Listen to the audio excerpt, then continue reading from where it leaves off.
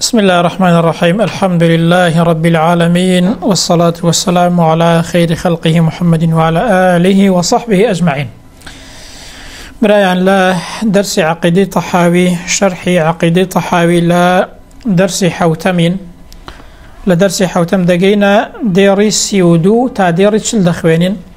كباس لا پیغمبريتي پیغمبر دكات صلى الله عليه وسلم ككوتا پیغمبر و باسي اويك بابلين بيست درباري پیغمبر من صلى الله عليه وسلم وباس لوي دكات كقرآن كلامي خواي جوريا. ديري سيودو ضليت وإن محمدا عبده المصطفى وتاب تأكيد براستي أو وادقرته بوشي كدلنا نقول في توحيد الله إما برواما نوايا درباري توحيد خواي جورا اعتقاد ما نوايا كذلين إن الله واحد لا شريك له خواي جورتاك تنهاي وهجها وبشينين وإن محمدا يعني وكتشون شاهدي دين كخواي جورتاك تنهايا أو شاهدي دين كمحمد عبديكي هل بجدراوي خواي پروردگار بو پیغمبريتي بعبد ديهني عبده لبر اوي جورترين مقام بو إنسان عبداتي وبنداتي بو خواي جورا كام إنسان لهمكس زياتر بنديكي جورالي خواي جورا بي أو مقامي للاي خواي جورا لهمكس جورتر وشاكترا بونية إنسان هرب لو با امتيازك دنياي هبت بلكو إنسان چنده ملکز به و فرمانی خواهی گوره و بنده خواهی گوره به و بنده که گورال و ملکچی خواهی گوره به اوندل خواهی گوره نزیکتره و باشتره بوی خواهی گوره که وصفی پیغمبر دکا که باسی پیغمبر دکا سبحان الذي أسرى بعبده هستایش و سپاس و برزی بو او پروردگاری که شوروی کرد بکه بعبده ببندکی خوی بعبد ناوی بردوه لبرو ايمتي بقين كبرسترين ريزو حرمتو بلا لا خواي جوره بو انسان او يك انسان بنديكي جوريال خوابت بو يدان ريج دليت بروا مانوايا اعتقاد مانوايا محمد بنديكي هل بجدراوا بوشي بو پیغمبريتي ونبيه المجتبى واو محمدا پیغمبری کی دانستی خوای پروردگاره و رسوله المرتضى و نردراوی کی پسند کراو لای خوای گوره مرتضى یعنی کسی که پسند لای خوای پروردگار نبی هنا و رسولش هنا و نبی و رسول هاتو کان پیغمبرن بلام رسول گورتر لنبی نبی کسی که رنگه راسترين راء وبيكبلين شريعتي بونهات وأمري بينك راوك روب بيتوا لقلقلكي بو بياميك بويهات ولا راستوخو بوينهات ولا خواي جورا ورنقا أمري شي بينك راوك روب بيتوا لقلقلكي تنها أو بووكو شون دلي بانك خوازك تبليغي أو رسالتي كردوكا بيغمبري بيش خوي لسري بوا واتا أمري بيك راوا تبليغي أو رسالتك که پیش اوی پیغمبرک بوی هاتو و شریعت و برنامه کی سر بخو رسول اوی که شریعت کی سر بخوی بو هات بیت امریشی پیکرا بیکه هم بگینید و همیش روبرو بیت و لگل گلکی بشوازه که پیامکی خوی سرخه نکتن ها پیان بلد هول دا چه بکات هول دا شتیب کات که پیامکی سرخات بلام رم بين نبي هر او بك پیامکی بگینید بس تبلیغ یان بکات رسول پیامکی بو هاتوا راستو خول خوای پروردگار او بابلین خاونی شریعتی کی سر بخویا و امری شی پیکراوک اوش سر خاتو والحاصل آماده سازشی بو بکاوک پیغمبری خومن صلی الله علیه وسلم هم شریعت و برنامه کتابتی بو هاتوا لان خوای گوره و پیامکی کتابت همیش هل صاوا هاولاني ترتيب وتنظيم كردوا بو اوي او بيامي كبوي هاتوا سريب خاد بيجينيد لقلقلكي دا روب بيتوا بو اوي بيامي خواي پروردگار سرخاو وبيتشسبينيو وهروها حكم رانيه كي تندرستو وببي شريعتي خواي پروردگار لزوي دا بتشسبينيو حكم راني بكات كواتا الرسول قورتر التي لا نبي کەواتە وەکو چۆن بڕوامان وایە خوای گەورە تاکو تەنهایە بڕواشمان وایە کە ئەو پێغەمبەرە ئەو محەممەدە صلی الله عليه وسلم پێغەمبەر و ڕەوانەکراوی خوای گەورەیە وإنه خاتم الأنبياء ئەو کۆتاهەمینی هەموو پێغەمبەرانە و ختم و مۆر لە پێغەمبەرایەتی دراوە هیچ کەسێک لە دوای ئەو محەممەدەی نابێتە پێغەمبەر و هیچ پێغەمبەرێکی دیکە ناين طبعا پیغمبر واي فرموا صلى الله عليه وسلم وخواي قورش واي فرموا ما كان محمد أبا أحد من رجالكم ولكن رسول الله وخاتم النبيين كوتاي پیغمبران محمد صلى الله عليه وسلم ولا فرما اشتدهاتوا وختم بي النبيون كوتا همين پیغمبر محمد صلى الله عليه وسلم وإمام الأتقياء أو پیغمبری ئێمە پێشەوای تەقوادارانە ئەتقیە جەمعی تەقیە تەقی ئەو کەسەیە کە لە خوای گەورە دەترسێت و مخلیصە بەرامبەر بە خوای پەروەردگار کارەکانی خالیسەن و مخلیسەن بۆ خوای گەورەن و هەروەها لە ترسی خوای پەروەردگار حرام و قەدەغەکراوەکان ناکات و سنوورەکان ناشکێنێت و فەرمانەکانی خوای گەورە جێبەجێ دەکات ئەو پێغەمبەرە إمام بيشواي كساني تقوى دارا وسيد المرسلين وهروها قورين ندرا وكانشة واتا پیغمبری إما قوري همو پیغمبرانشة وكو پیغمبر دا فرمي أنا سيد ولد آدم يوم القيامة ولا فخرة أمن قوري همو بني آدم بفخر ونالم لروج قيامة دا ولدنياش دا قورترين إنسان لأول وحتى وكو آخر كيا محمد صلى الله عليه وسلم ولناو پیغمبرانش دا قوري پیغمبرانا صلاة والسلام خواهي قوري لسر بيت كواتا أو پیغمبري إما كأوا بلو باي برزا دبي إماش بزانين كأمتي أو پیغمبرين شوين كوتي أو پیغمبرين قوري بو إما كشوين قورترين إنسان وقورترين پیغمبرو وقورترين بابلين رولو وشي آدم كوين صلاة والسلام خواهي قوري لسر هميان بيت وأو پیغمبرا وحبيب رب العالمين خوشويستي پروردگاري جهانيانا پیغمبر آماجي كردوا كاد فرميت إن إبراهيم خليل الله إبراهيم خوشويستي تايبتي خواهي قوري بوا خليل يعني حبيب بكسك دلين كزور خوشويستي خواهي قوري بيت تايبت بيت يعني زور خوشويستي كسك بي يعني تايبت بي خوشويستي كي رب خليل بقوة بي لحبيب وابدا فرمي وأنا حبيب الله ولا فخر حبيب لا فرمايش بيغمبر داتو بلام ببي تحقيقات الشيخ الباني ضعفك لو فرمايش تيداهيا بلام اويك باز لو ذكات فإن الله اتخذني خليلا كما اتخذ إبراهيم خليلا اويان فرمايشتي صحيح مسلم وإشكالي تدانية كبيغمبر دا فرميت خواهی گەورە ئیبراهیم پێغەمبەری بە خۆشەویستی تایبەتی خۆی هەڵبژارد بوو وەکو چۆن ئەوی بە خۆشەویستی تایبەتی خۆی هەڵبژارد بوو ئەمنیشی کردووە بە خۆشەویستی تایبەتی خۆی کەواتە پێغەمبەر صلی الله عليه وسلم خۆشەویستێکی تایبەتی خۆی پەروەردگار بووە وكل دعوة النبوة بعده وهمو بانگەشەیەکی پێغەمبەرایەتیش لە دوای پێغەمبەر چییە فغەیٌ گمڕایی و سەرگەردانیە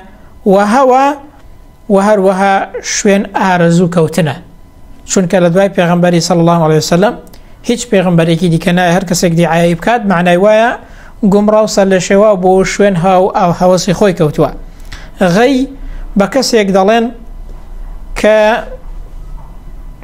زانستی هەبێ بەڵام شوێن کەوتنی نەبێت یعنی بزانێت بەڵام لەسەر زانین لاڕێ بێ و شوێن پەیامی خوای گەورە نەکەوێت بەڵام ضەلال بە کەسێک دەڵێن کە لە نەزانین عەمەلی هەیە بەس لە نەزانین گومڕا بووە ئێستا مەسیحیەکان پێیان دەڵێن گومڕا ضەلال لەبەرەوەی عەمەلیان هەیە بەڵام گومڕا بوون لە نەبوونی عیلمدا بەڵام یەهودیەکان پێیان دەڵێن غەی ئەو گومڕایەی کە دەزانن بەڵام لەسەر زانست گومڕا بوون ها خوای گەورە وەصفی پێغەمبەر دەکات دەفەرمێت والنجم إذا هوى ما ضل صاحبكم وما غوى هاوڕێکەتان ما ضل وما غوى يعني نقوم رابوا نسر لشواويش بوا ظل يعني شي يعني كسك لنزانين علمي نبي قوم رابي بيغمبر أو نبوا وغواش بيغمبر أو نبوا شتي بزانش وين كوتنشي نبت كواتا دوشت بو ايما زور گرنگا یکم يعني انسان زانست و زانیاری هبه درباری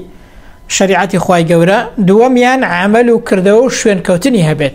چونکه انسان بزانه بس شوين نکوي معنى وايا اوكو يهودية كان ليدت اوكو بنو اسرائيل كان ليدت واو كاتباري شي قرستر دبت بويا دلي همو بانگوازك لدواي پیغمبر كبلي من پیغمبرم هم سرگرداني و گمراهية وهمش شوين كوتي هوا وهوسا أو پیغمبرا وهو المبعوث إلى عامة الجن وكافة الورى أو پیغمبرا هاتو النيردراوة بو همو الجن وإنسان كان بقشتي يا معشر الجن والإنس باس لو كراوة كبيغمبر صلى الله عليه وسلم باسي كردوا كأو آياتكاتك هتادقات فبأي آلاء ربكما تكذبان كخويندراوة هندق لأجن كان فرميتي باشتر لإيوة ولامي أو بانقوازي خواهي پروردگاريان دعوته وأجن كان وهروها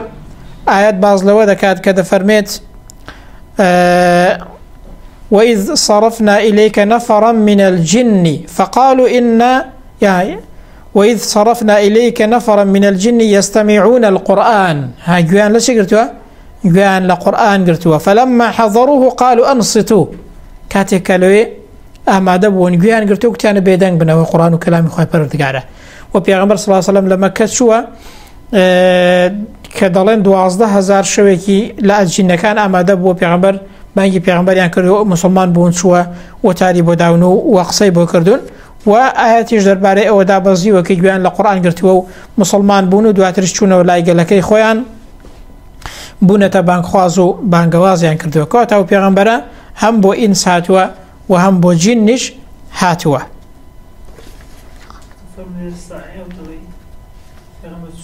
بله بله وهو المبعوث إلى عامة الجن وكافة الورى بالحق بحق وراستي هاتوا وتحق راستي لقال خوي هنا وبراستي وبحق هاتوا والهدى رينموني هنا لقال خوي وبالنور والضياء وبا نور روناكيكي تشكدر روناكيكي بهيس أو بيغمبر هاتوا ككلامي خوي پروردگارو پیامی خدای پروردگار او درباره سلماندنی پیغمبراتی پیغمبر صلی الله علیه وسلم و باسی کی پیغمبریشا که بو هموم مروفاتی و اجنهات و بو اوی بزانین که وکو چون توحید لسرمان واجبه بروابونیش به پیغمبر لسرمان واجبه کواتا کسک بلا بروان بخواهی هیا بس بروان بپیغمبری نیا دلین مسلمان نیا نهاتو تناو دائره اسلامتی أطيعوا الله وأطيعوا الرسول خوي فرميتي قريالي خوا قريالي بيغمبر بكن صلى الله عليه وسلم ودوميان أو كسر رازنية قبل بروان بخواي هبت ببيغمبرينية شنك قبل رواي بخواي هبه هر أو خواي بيدفن بروان ببيغمبري هبه قريالي بكن كبره هر ليرة لو شاري خومان كتبه والله بروان بخواي هبت بمحمدينية والله بروان برواي بخواي هذا قبل رواي بخواي هبه بروان بمحمد كيجدوك هر خوان أردويتي بيشون ضلين كابران برواي بمحمد وبيغمبرات بيغمبر نبي معنى وايا نها تتناول دائرة إيمان استكابرا يهودي كابرا مسيحي مروان ببيغمبري إيمانية كواتا نها تتناول دائرة إيمان هو تفرمايش بيغمبر دفرمي صلى الله عليه وسلم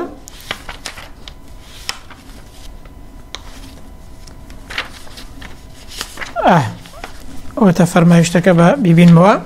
والذي نفس محمد بيده سن بو كسيك يعني مني بدستواتا سن بالله كفرمايش تكوا دفرمت هر كسيك يهودي بيت نصراني بيت وهر كسيك ديكي هبيت دنگو باسي او پیغمبري ببستيت گوي بستي پیامي او پیغمبري بي پیغمبراتي پیغمبر بيت ايمان بي او پیغمبرينين ثم يموتوا پاشان بمري ولم يؤمن بالذي ارسلت به وبروابونين كمن بين يدراهم إلا كان من أصحاب النار إلا أو كسا هاوري أعقرة يعني جهنمية لصحيح مسلم دا أو فرما اشتهاتوا كواتا هر كسيك براي بو پیغمبري نبيد ناتناو دائرة إيمان برام وأويك بيست لسر إمام بزانين حق ما في أو پیغمبرو وكبلي أركي إيمال برامبر أو پیغمبري دا أويا بروامان بيه بيت ولقل بروابون دا شويني بكوين أو پیغمبر كردويتي إماش لسري بين وإماش سري خين وإماش سرخري أو پیغمبر بين كبيغمبر صلى الله عليه وسلم هناويتي وبالبشتو سرخري أو پیغمبر بين صلى الله عليه وسلم وشوين أو رقا وربازب كوين كبيغمبر صلى الله عليه وسلم هناويتي يكي يجلس سؤال وبرسياركاني ناو قرسيا يكم لدى برسري خوات كيا دينت شيا وأو كسيك هات كمحمد صلى الله عليه وسلم لدى برسري آية بروات بيكت شويني كوتي ياخدنا ها درباري خواي قورا امتحاني إنساني لو سيشتي إبرام خواي قورا كيد بپروردگاري خود زانيوا لروي توحيد والتوحيد هبو ياخدنا دوام لسر سدين وبرنامج بوي برنامج جيانت سد هالبجاد بو جياني روجانت خو هر اونده برزنيه بلي كاك ولا جا مسلمان مستكبر حل اللي ركتيتي ولا كاك دين وتعاتي خود بكا وحرشي دكاي بيكا شوين كده كاي بكا انا بشوين دبي شو برنامج قلب بجيري شوين كده كيو بجلي امن دين وتعاتي خود بكا زاد دين كاين درشتي بيت ضلت زاد دين داري كردن كاين ويكتو يعني لرو الشخصية وما بس يوين يجر روجيبك أو مسيحيته وهاتوا برام ولا فكري علمانيته وهاتوا أتوا لبين خوت خوات دانويج وطاعته وعبادة الشخصي خوت بك شخصي شوين كده كيبي وشوين سبرنامج ده كيبي سبرنامج هل بجيري أو بحظي خوت إيوه نابع برام لدى برسري برنامج جيانة سبوة ودواي تشدينك كوتوي دين يعني برنامج جياني روجانا وسيم لدى برسري أو بيغمبر هات أتو برات به هنا شويني كوتي ياخدنا برام كواتا أو بيست درباري بيغمبر من صلى الله عليه وسلم ديري سيوشش أو چند ديارة باس دكا باسي ودكا قرآن كلامي خواهي قوري كاتي خوي كيشيك هب وإستان أما وبيزنا كتفاصيلي بيبدين بكرتي باسي دكين كتوي أنا قرآن مخلوقة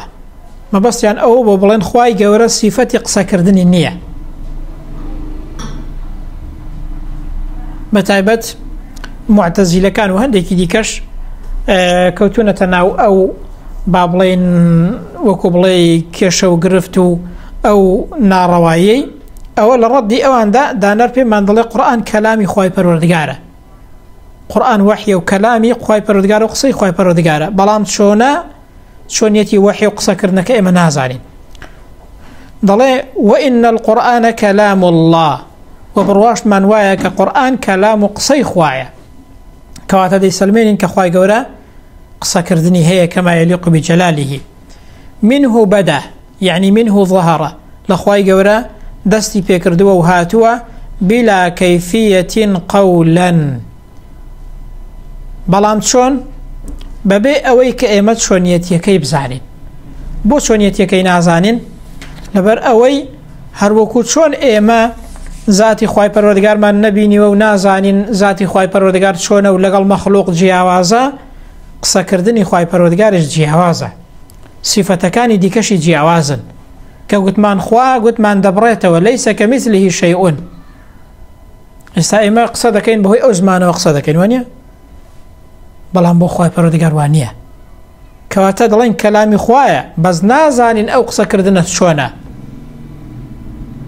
بلان دلين وحي خواهي پروردگارو للاي خواهي پروردگارو هاتوا أهل سنة دلين قرآن للاي خواهي قورة دابزيوو وهروها مخلوق النية تنزيل من الرحمن الرحيم وكلم الله موسى تكليما همو أوصل منري أويكاو قرآن كلام خواهي قورة وللان خواهي قورة دابزيوو مخلوق النية وأنزله على رسوله وحيا بوحي وسرشت بصر أو پیغمبرا دابزيوا صلى الله عليه وسلم وصدقه المؤمنون على ذلك حقا وهروها هەموو ئیماندارانیش بڕوایان بەوە کردووە و بڕوا بەوە دەکەن کە ئەو قورئانە کەلامی خودای پەروەردگارە و دابەزیوە بۆ سەر ئەو پێغەمبەرە ئیعتیقاد و بیر و باوەڕیان وایە کە ئەو قورئانە لەلایەن خوای گەورەوە وەکو وەحی دابەزیوە بۆ سەر پێغەمبەر و کەلامی خوای پەروەردگارە وأيقنوا أنه كلام الله تعالى ويقينيا ودڵنیان لەوەی کە ئەو قورئانە ئیمانداران دڵنیان لەوەی کە ئەو قورئانە کەلامی خوای گەورەیە بالحقيقة بحقيقة وراستي لخوا وهاتوا كلام خوا جوري وبصر پیغمبر هاتوا ليس بمخلوق ككلام البرية وكقصي إنسان أو قرآن مخلوق نيا آل رجل ديسان ردي أو طائفانيك لا دربون لا منهج أهل السنة وجماعة فمن سمعه هركس قرآن بيست فزعم أنه كلام البشر فقد كفر قماني وابك وقصي إنسانا بي كافر دبت وقد ذمه الله خواهي قورة الزمي أو كساني كردوا كقرآن بكلام إنسان هجمار ذكا وعابه وعيبي لقرتوا وأوعده بسقر وبيماني شي بيدا وعدي بيدا وبتشي باقري دوزخي شوينكي سقر كزور ناخوشة سأصليه سقر خواهي قورة فرميت فلما أوعده الله بسقر لمن قال كواتا خواهي قورة بيماني داوا بجهنم بوكي بو أو كسي كذلك إن هذا إلا قول البشر أو قرآن سيا تنها قصي إنسانا خواهي قورة وعدي چي بيداون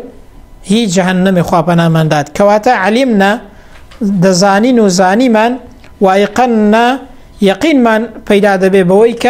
أنه قول خالق البشر أو قرآن قصي